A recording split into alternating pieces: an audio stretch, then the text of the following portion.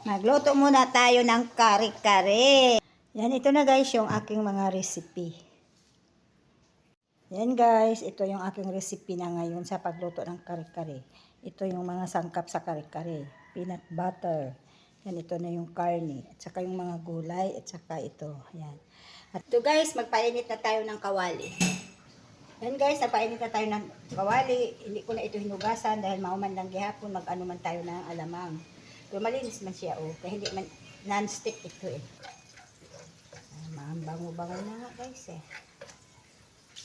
Yan, ito pwede natin ilagay ang bawang.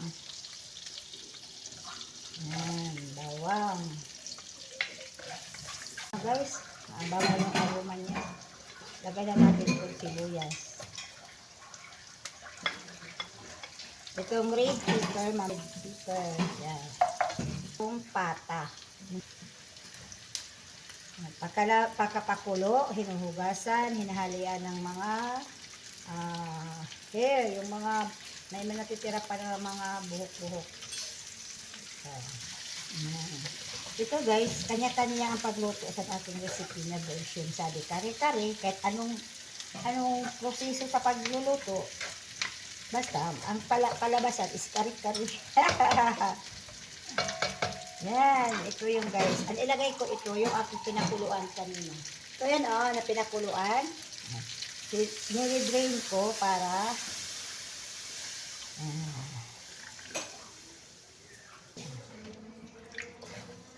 at takpan natin yan para magkulo naman siya. Lagyan natin ito ng paminta. Para pagkulo.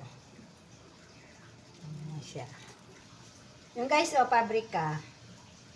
Para iwas langsa.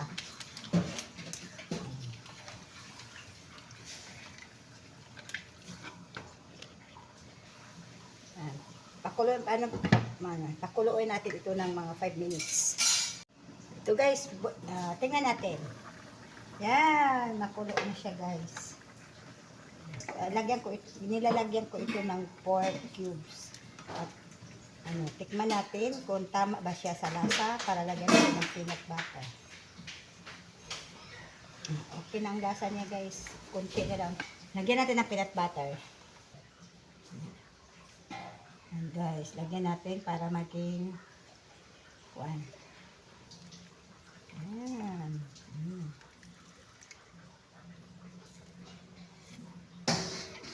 Masarap. Uubos na lang natin ito guys. Parang kulang. Kulang sa peanut butter. Guys, may pichay ako na pahabol. Kaya iuna ko ito kasi hindi ito sa pinakulo ang tubig. Yan. Masarap na siya guys. Masarap. Para mamaya.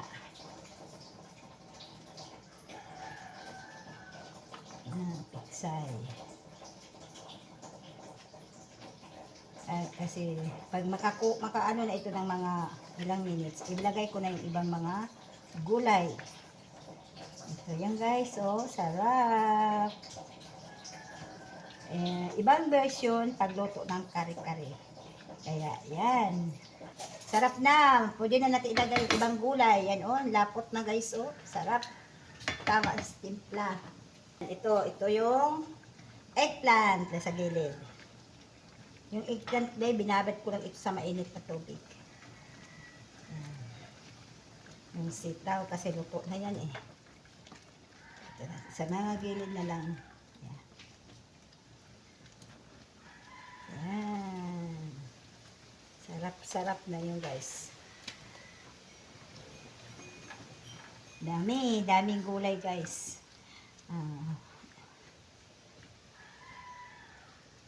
6 na klase na gulay. Lagyan natin ng sili sa ibabaw.